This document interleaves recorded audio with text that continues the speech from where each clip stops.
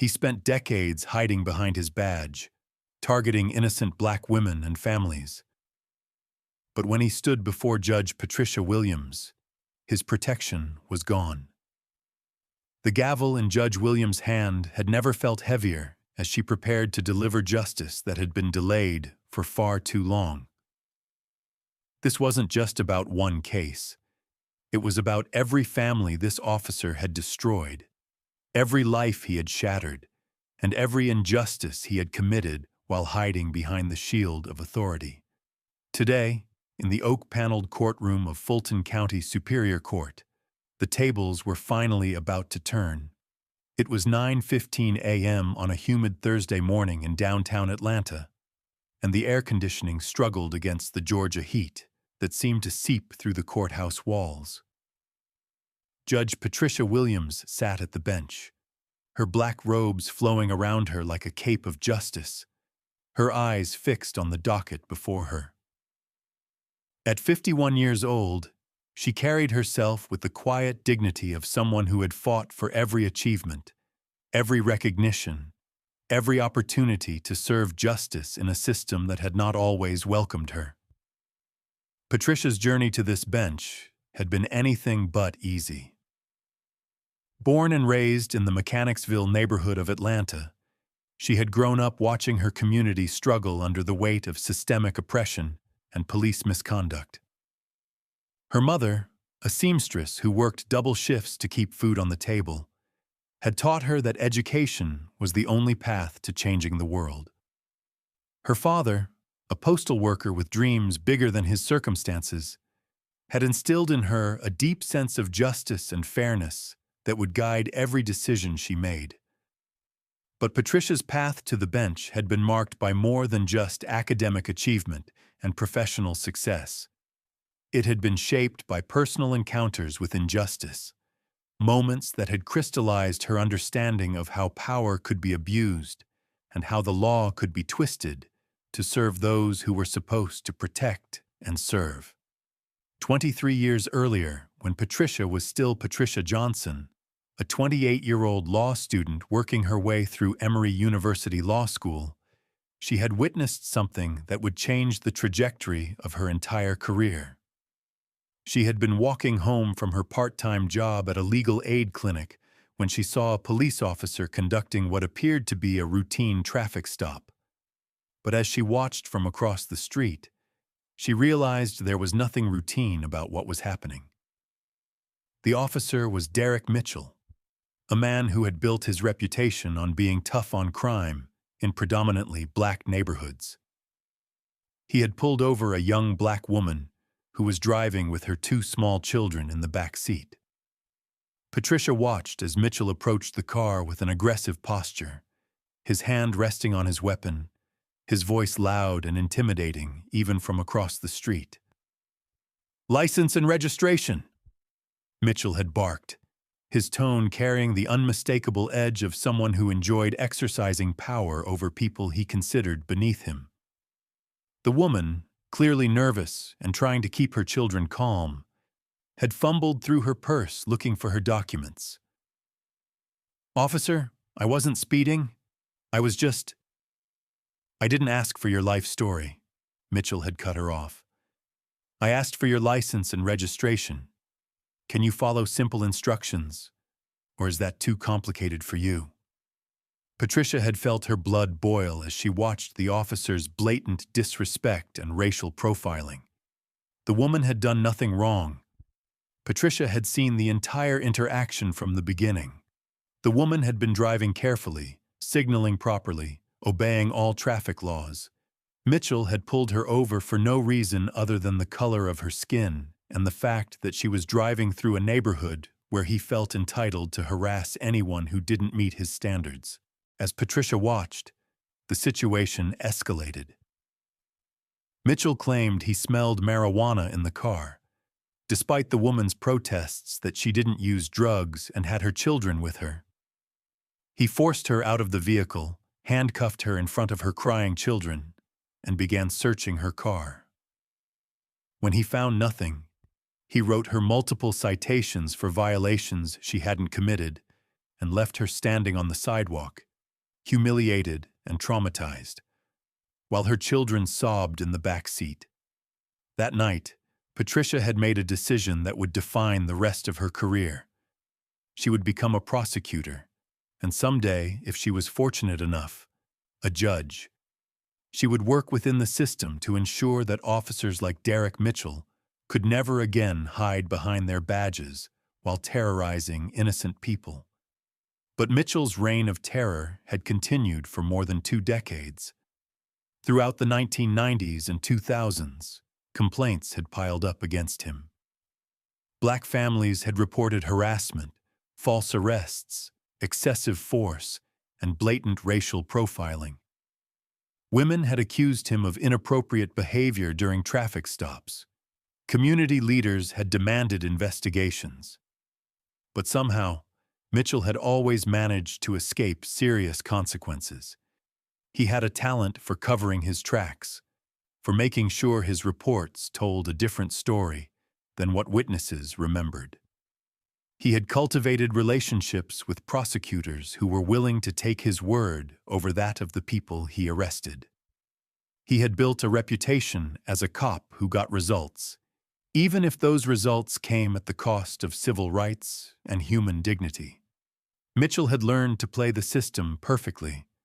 He knew which neighborhoods he could patrol with impunity, which communities were less likely to have their complaints taken seriously, and which people were most vulnerable to his abuse of power.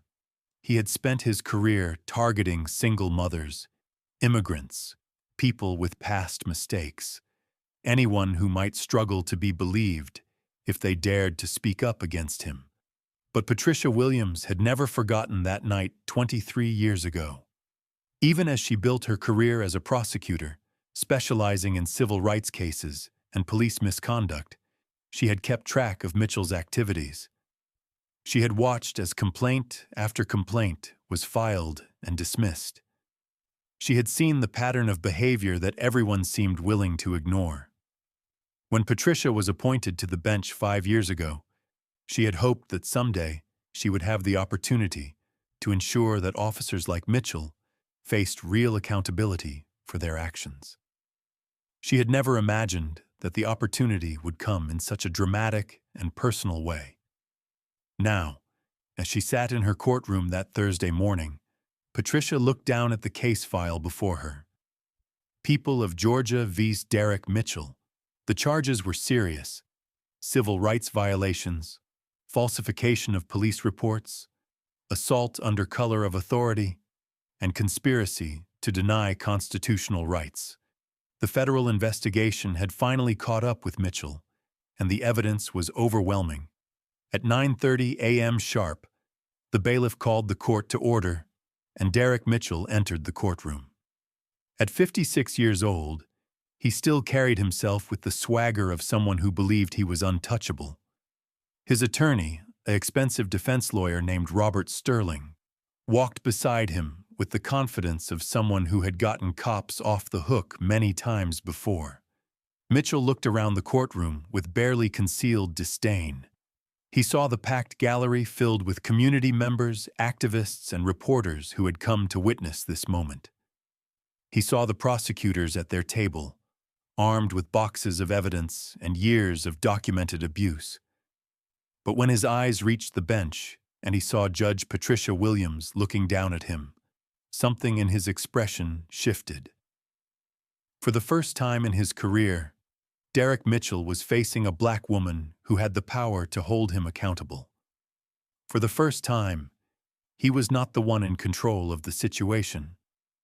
The badge that had protected him for so long meant nothing in this courtroom, where the only authority that mattered belonged to the woman in the black robes who was looking at him, with eyes that had seen too much injustice and had finally found the power to do something about it. "Mr. Mitchell," Judge Williams said, her voice carrying the weight of decades of preparation for this moment. "You stand accused of multiple violations of civil rights, falsification of official documents, and abuse of power under color of authority. How do you plead?" Mitchell's attorney stood up quickly. "Your Honor, My client pleads not guilty to all charges. Furthermore, we believe this prosecution is motivated by political considerations rather than evidence, and we intend to prove that Officer Mitchell has been a dedicated servant of this community for over 25 years. Judge Williams looked at the defense attorney with the same steady gaze she had trained on Mitchell. Mr. Sterling, this court is not interested in political theater. We are here to examine evidence and ensure that justice is served. The prosecution may present their opening statement. Assistant District Attorney Maria Santos stood up, her files organized and her presentation ready. She was a seasoned prosecutor who had spent years building cases against corrupt police officers, and she knew that this case represented more than just one man's crimes. It represented a chance to send a message that no one was above the law. Your Honor, members of the jury, Santos began, over the course of this trial, you will hear evidence of a pattern of behavior that spans more than 2 decades. You will hear from victims who were targeted because of their race, their gender, or their perceived vulnerability. You will see documents that prove Officer Mitchell falsified reports, manufactured evidence, and used his position of authority to terrorize innocent people. As Santos spoke, Mitchell shifted uncomfortably in his chair. He had been through internal affairs investigations before, had faced complaints and accusations. But this was different. This was a federal prosecution with real consequences, and the judge presiding over his case was someone who clearly understood the weight of the moment. Santos continued her opening statement, outlining a case that painted Mitchell as a predator who had used his badge to target vulnerable people in the community. She spoke of false arrests, planted evidence, intimidation tactics, and a pattern of behavior that had destroyed families and traumatized an entire community.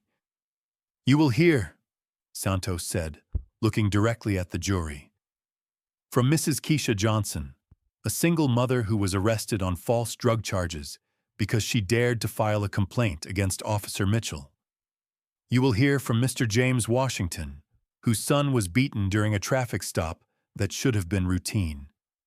You will hear from community members who lived in fear, knowing that Officer Mitchell could target them at any time, for any reason, with no consequences. Judge Williams listened to every word, her expression neutral but her eyes sharp and focused. She had heard similar stories throughout her career, but she had never had the power to ensure that the perpetrator faced real accountability. Today was different. When Santos finished her opening statement, it was time for the defense. Robert Sterling stood up, his expensive suit and confident demeanor reflecting years of defending police officers against accusations of misconduct. Your Honor, members of the jury, Sterling began. Officer Derek Mitchell has served this community faithfully for 25 years. He has made thousands of arrests, solved hundreds of cases, and put dangerous criminals behind bars. The accusations you're hearing today come from people who have every reason to lie. People who were caught breaking the law and are now seeking revenge against the officer who held them accountable. Judge Williams watched Sterling's performance with the same steady attention she had given the prosecution. She had seen this defense strategy countless times: attack the credibility of the victims, portray the officer as a hero, and suggest that any criticism was motivated by anti-police bias rather than legitimate concerns about misconduct. But Judge Williams also knew something that Sterling didn't know. She knew that this case was about more than just the specific charges against Mitchell. This case was about a system that had allowed officers like Mitchell to operate with impunity for decades, and about the communities that had suffered while waiting for justice. What Sterling and Mitchell didn't realize was that Judge Williams had spent years building a comprehensive understanding of police misconduct cases. During her time as a prosecutor, she had handled dozens of civil rights violations, each one teaching her more about the patterns of abuse that existed within law enforcement. She had studied the psychological profiles of officers who abused their power, the institutional failures that enabled their behavior, and the legal strategies that could finally hold them accountable. Patricia had also worked closely with community organizations, victim advocacy groups, and civil rights lawyers who had been fighting these battles for decades. She understood that cases like Mitchell's weren't isolated incidents. They were symptoms of a larger problem that required both individual accountability and systemic reform. During her preparation for this case, Judge Williams had reviewed not just the evidence against Mitchell, but the broader context of his career and the department's response to complaints about him. She had seen the internal memos that dismissed community concerns, the training records that showed officers how to write reports that would protect them from liability, and the promotional decisions that rewarded officers like Mitchell rather than disciplining them. She had also spent countless hours talking to the victims and their families, understanding the generational trauma that police misconduct had inflicted on entire communities. She had heard stories of children who were afraid to call for help when they needed it, parents who taught their sons and daughters to fear the very people who were supposed to protect them, and entire neighborhoods that had lost faith in the possibility of justice. As the trial proceeded over the following days, witness after witness took the stand to tell their stories. The testimony was powerful and heartbreaking. Mrs. Keisha Johnson, a soft-spoken woman in her 40s, described how Mitchell had planted drugs in her car after she had filed a complaint about his harassment of her teenage son. "He told me," Mrs. Johnson said, her voice barely above a whisper, "You think you can complain about me? Let's see how that works out for you." Then he arrested me in front of my children and charged me with possession with intent to distribute. I spent 6 months in jail before the charges were dropped. But by then, I had lost my job and nearly lost my apartment. James Washington, a mechanic and father of 3, testified about the night Mitchell had pulled over his 18-year-old son for driving while black, and had beaten him so severely that he required hospitalization. "My boy wasn't doing anything wrong," Washington said, his voice breaking with emotion. "He was coming home from his job at the grocery store. Officer Mitchell said he fit the description of a suspect, but there was no suspect. There was no crime. There was just a black boy driving through the wrong neighborhood at the wrong time." Witness after witness told similar stories. A pattern emerged of an officer who had used his position to terrorize, intimidate, and abuse people who had no power to fight back. The evidence was overwhelming. Falsified reports, surveillance footage, testimony from other officers who had witnessed Mitchell's behavior but had been too afraid to speak up. Throughout the trial, Judge Williams maintained her professional demeanor, but those who knew her could see the weight she carried. Every story, every piece of evidence, every moment of testimony added to the mountain of injustice that had been allowed to continue for far too long. As the days passed, more details emerged about Mitchell's pattern of behavior. Former colleagues testified about incidents they had witnessed but had been afraid to report. Internal affairs investigators described how their attempts to investigate Mitchell had been blocked or undermined by department leadership. Community leaders spoke about the climate of fear that Mitchell had created in certain neighborhoods, where residents knew better than to call the police even when they desperately needed help.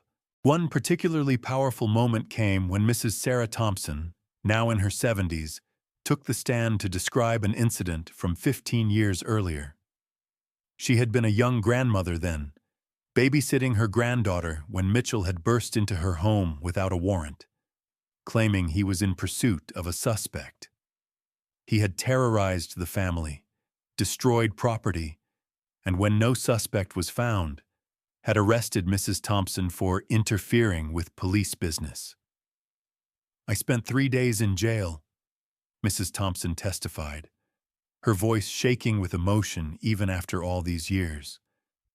My granddaughter was only 5 years old, and she watched them put handcuffs on me and take me away. She had nightmares for months. She's 20 now, and she still won't go near a police officer. The testimony painted a picture of systematic abuse that went far beyond the specific charges against Mitchell.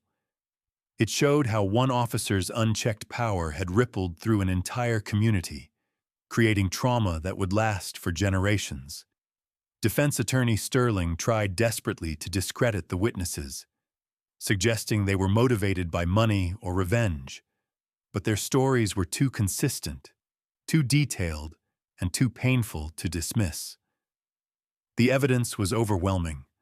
Body camera footage that contradicted Mitchell's reports, cell phone videos that showed his aggressive behavior, and medical records that documented injuries he had inflicted.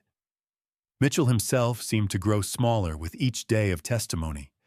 The swagger and arrogance that had defined his career were slowly being replaced by something that looked almost like fear. For the first time in his life, he was facing real consequences for his actions, and he was beginning to understand that his badge could not protect him in this courtroom. On the final day of testimony, the prosecution called their last witness. Dr. Patricia Williams herself, not as the judge, but in a videotaped deposition she had given during the investigation. In the video, she described what she had witnessed 23 years earlier, the incident that had shaped her entire career and brought her to this moment. The courtroom was silent as Judge Williams, the younger version from the deposition, described watching Mitchell terrorize a young mother and her children during a traffic stop that had no justification. The irony was not lost on anyone present that the woman who had witnessed Mitchell's abuse of power decades earlier was now the one presiding over his trial. When the video ended, Judge Williams looked directly at Mitchell. For a moment, their eyes met across the courtroom, and in that moment, Mitchell seemed to understand exactly who was sitting on the bench above him. The realization hit him like a physical blow. The woman judging his case was the same woman who had watched him abuse his power all those years ago.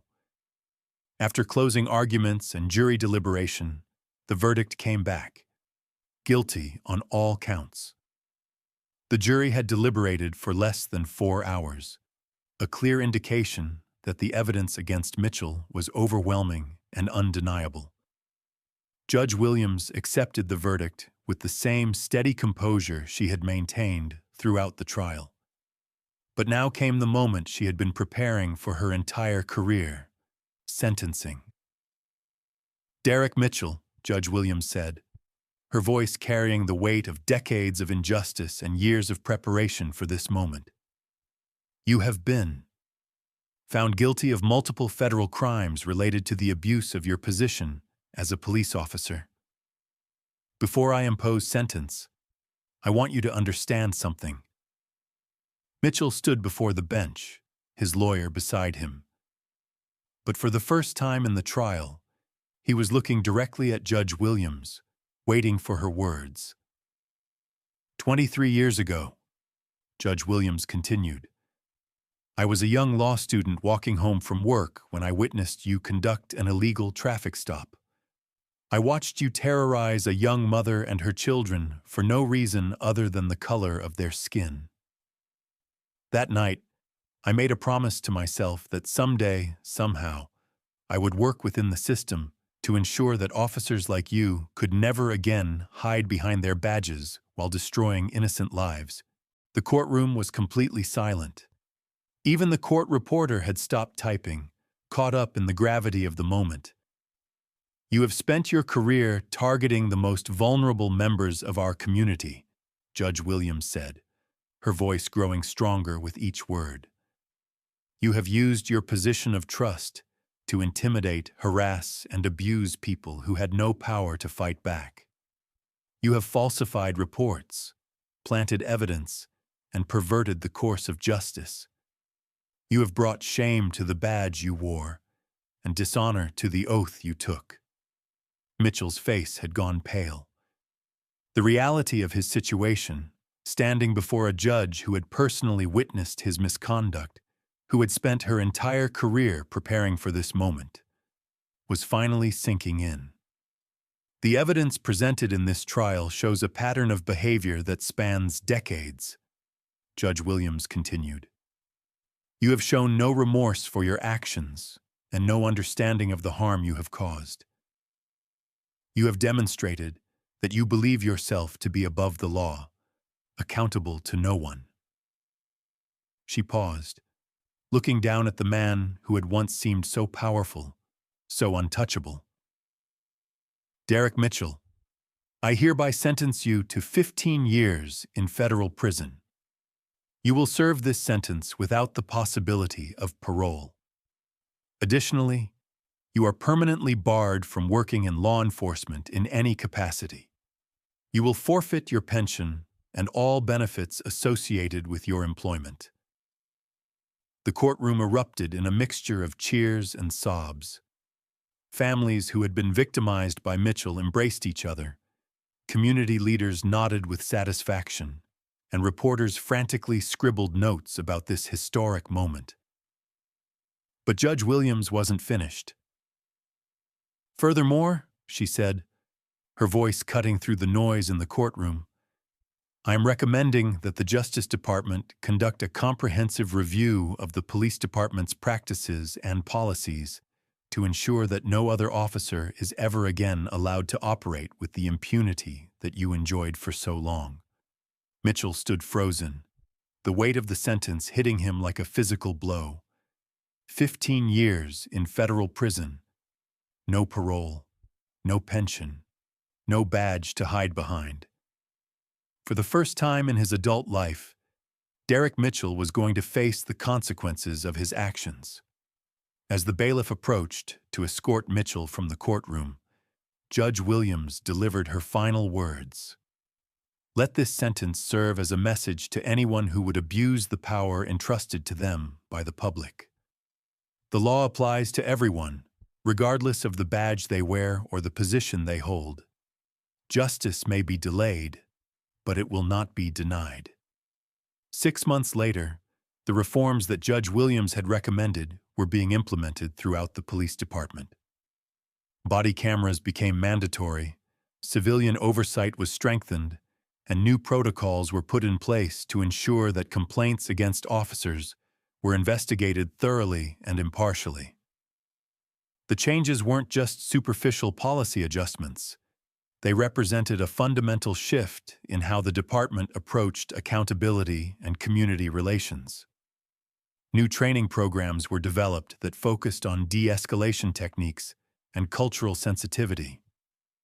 A civilian review board was established with real power to investigate misconduct and recommend discipline.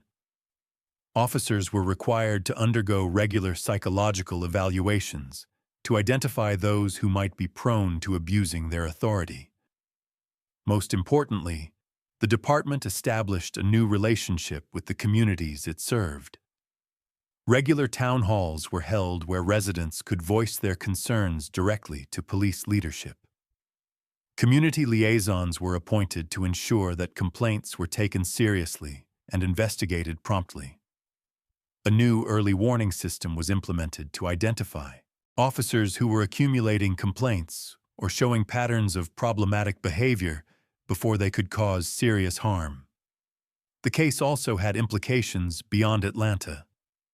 Law enforcement agencies across the country began reviewing their own policies and procedures, recognizing that the problems exposed in Mitchell's trial were not unique to one department or one officer. Federal legislation was introduced to standardize police accountability measures and ensure that officers who were fired for misconduct couldn't simply move to another jurisdiction and continue their careers. Judge Williams became a sought-after speaker at law enforcement conferences, judicial training programs, and community forums. She spoke passionately about the need for systemic reform, but she always emphasized that change had to start with individual accountability. She argued that no reform would be effective if officers like Mitchell were allowed to operate without consequences for their actions. Judge Williams continued to preside over her courtroom with the same dignity and fairness that had defined her career. She had achieved something that many thought impossible. She had held a corrupt officer accountable for his crimes and had used that moment to push for systemic change. The case became a landmark moment in the fight for police accountability and civil rights. Law schools began teaching it as an example of how the justice system could work when judges had the courage to stand up to corruption and abuse of power. But for Judge Patricia Williams, the most important outcome was simpler and more personal. The little girl who had dreamed of making the world more fair, the law student who had witnessed injustice and vowed to fight it, had finally kept her promise. She had used her position to ensure that no badge could protect someone who chose to terrorize innocent people. Derek Mitchell served every day of his 15-year sentence. He was released in 2039, a broken man who had lost everything: his career, his pension, his reputation, and his freedom. He spent his remaining years in obscurity, a reminder that even those who seem untouchable can eventually face justice. And Judge Patricia Williams? She continued to serve on the bench for another decade, always remembering the lesson she had learned 23 years earlier on a street corner in Atlanta. That sometimes the most important thing you can do is refuse to look away when you witness injustice, because you never know when you might have the power to do something about it. This story reminds us that justice may be slow, but it is not powerless. Every person who stands up to corruption, every voice that refuses to be silenced, every individual who chooses courage over comfort, contributes to a world where accountability is possible and where no one is truly above the law. Have you ever witnessed an injustice that stayed with you for years, shaping your understanding of right and wrong? And what would you do if you suddenly found yourself in a position to address a wrong that you had seen committed long ago? If this story of delayed justice and ultimate accountability inspired you, subscribe to Black Untold for more stories that remind us that the arc of the moral universe is long, but it bends toward justice. Because sometimes the most powerful person in the room is the one who remembers what it felt like to be powerless, and who uses that memory to ensure that others never have to feel that way again.